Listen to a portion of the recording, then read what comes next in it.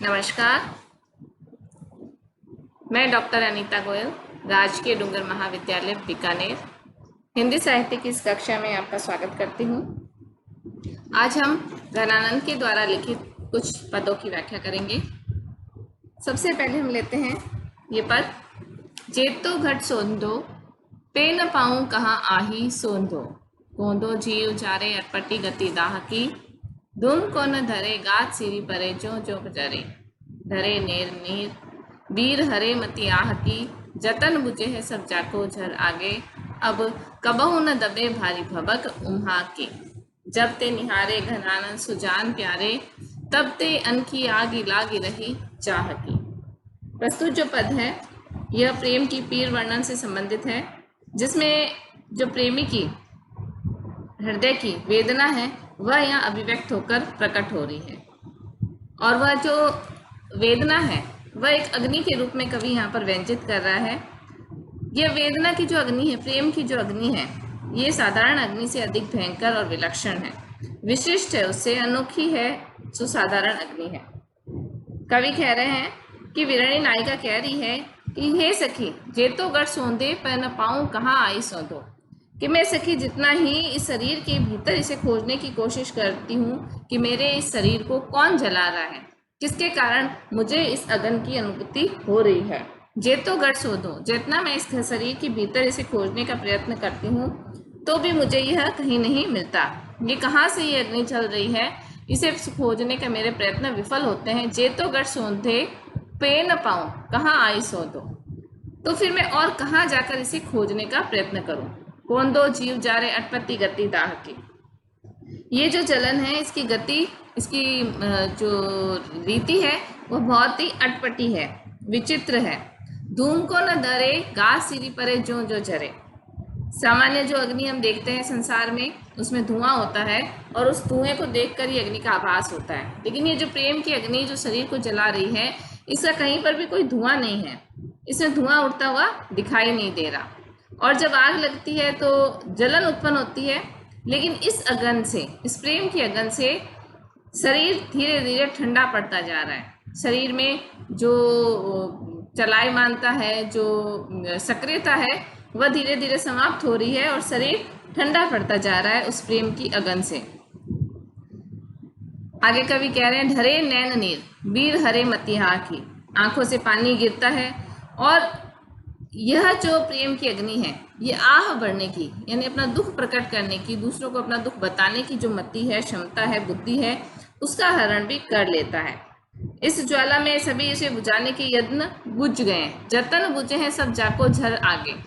इस अगन को बुझाने के जितने प्रयत्न हैं उन प्रयत्नों से इस अगन की तो संतुष्टि हुई नहीं, ये अगन तो बुझी नहीं, अपितु जो प्रयत्न है वह धीरे धीरे बुझ चुके हैं, समाप्त हो चुके हैं। कहने का अभिप्राय यह है कि इस प्रेम की अगन को किसी भी प्रकार के प्रयासों से बुझाना संभव नहीं है।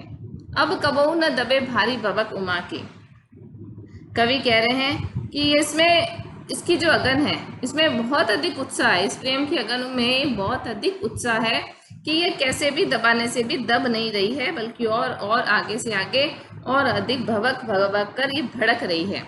जब से उस प्यारे आनंद के गन सुजान प्रियतम को देखा है, जब ते निहारे घनानंद सुजान प्यारे, तब ते अनखी आगी लागी रही चाह की, तब से इस शरीर में ये अनोखी अग्नि या अनोखी जो आग है प्रेम की, चाह की, प्रेम की आग है, वह विलक्षण अग्नि लग गई है, जिसके बहुत अधिक विशिष्ट रूप है जो इस सामान्य संसार की अग्नि से विलक्षण है। तो ये प्रस्तुत जो पद है ये कवित्व छंद में लिखा गया है, मुहावरों का प्रयोग किया है कवि ने, व्यतिरेक अलंकार, विरोधाभास अलंकार, श्लेष अलंकार का प्रयोग कवि ने किया है। इसमें प्रेम की अगन की विलक्षणता को कवि ने बहुत सुलझे हुए, बहुत सटीक शब्दों के माध्यम से अभिव्यक्त किया है। आगे का पद हम लेते हैं, तब हुए सहाय हाय कैसे दो सुहाई ऐसी, सब सुख संग ले बिछो दुख दे चले, सींचे रस रंग अंग अंगनी अनंग सौंपी, अंतर में विषम विषाद बेली बई चले, क्यों धो ये निगोड़े प्राण जान घनानंद के, गोहन न लागे जब वे करी बीजई चले। अति ही अधीर भई पीर भीर घेरी लई, हेली मन भावन अकेली मोहि के चले।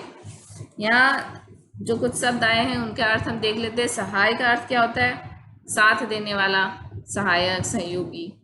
बिछो का अर्थ है वियोग, अनंग यानी कामदेव। विषाद वैली, विषाद यानी दुख, और वैली यानी लता, दुख की लता। दई यानी बोना। निगोड़े का अर्थ है नीच। गोहन यानी पकड़ना। विजय यानी विजय। प्रेम की पीर वर्णन से ये प्रस्तुत पद लिया गया है। इसमें प्रेमिका प्रियतम के विजय में व्यथित है और अपनी सखी से बार बार जो बात कह रही है उसी का वर्णन करते हुए कवि कह रहे हैं कि तब वे सहाय हाय, कैसे दो सुहाई ऐसी, सब सुख संगले बिछो दुख दे चले। कवि कह रहे हैं कि पहले तो मेरे सहयोगी बने, मेरे सहायक बने, जो प्रियतम है, मेरे साथ प्रेम व्यवहार में मेरा साथ देते रहे, कैसे दो सुहाई ऐसे। फिर न जाने उन्हें ऐसी बात कैसे सुहाई।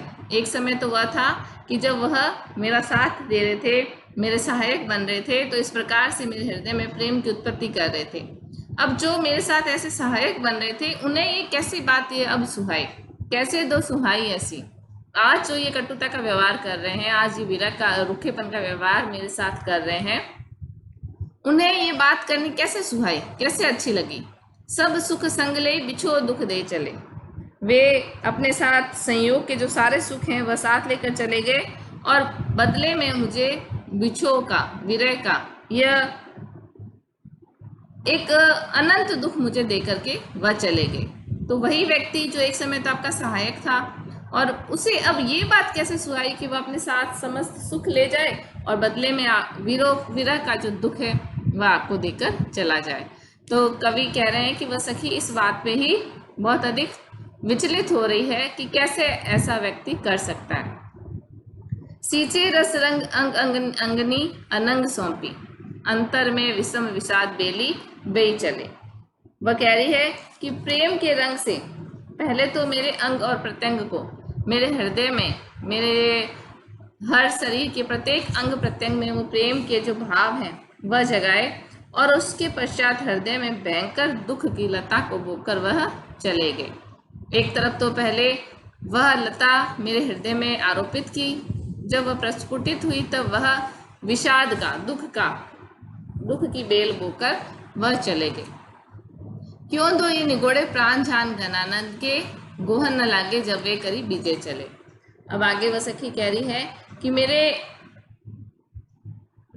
ये जो प्राण है, ये जो आनंद घन है, अत्यंत आनंद प्रदान करने वाले श्री जो घनानंद है, सुजान के साथ है, वह मेरे प्राण क्यों न चले गए, जब वे मेरे प्राणों को जीत कर अपने वश में करके चले गए। क्यों तो ये निगोड़े प्राण जान घनानंद के, गोहन न लागे जब वे करी विजय चले।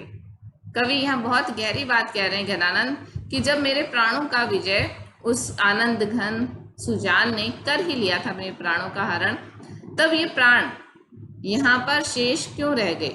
जब घनानंद मेरे हृदय को विजित करके, प्राणों को विजित करके यहाँ से जा रहे हैं, प्रस्थान कर रहे हैं, तो वह उनके पीछे पीछे ही क्यों नहीं चले गए। प्रेमी और प्रेमिका का ये जो संबंध होता है, प्रेमी और प्रेमिका दोनों को ये लगता है कि मेरे प्राणों पर विजय उस प्रेमी ने प्राप्त कर ली है। अब अगर वह प्रेमी कहीं अन्यत्र जा बसता है, चला जाता है, तब जो वहाँ शेष रहता है उसे इस बात की अनुभूति होती है कि ये प्राण शरीर में क्यों शेष रहे, ये प्राण भी उनके पीछे क्यों न चले गए। जब उस प्रियतम ने इन्हें विजित कर लिया है तो ये प्राण उनके पीछे पीछे क्यों न चले गए। प्रियतम के चले जाने से जो सखी है वो बहुत अधिक व्याकुल है और वह कह रही है अति ही अधीर भई पीर भीर घेरी लई।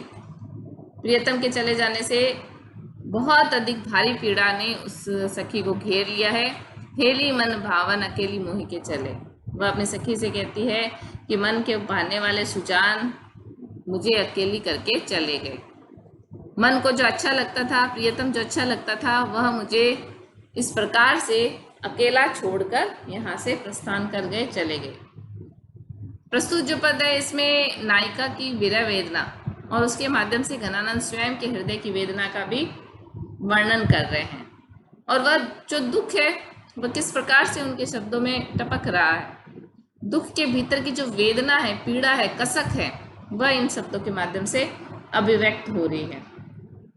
अनुप्रास, श्लेष और रूपक अलंकार के साथ जो इस कविता का जो भाव सौंदर्य है वह हृदय को छूने वाला है।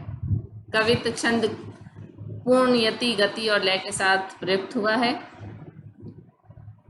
तो विद्यार्थियों, आज हमने घनानंद के इन 2 पदों की व्याख्या की।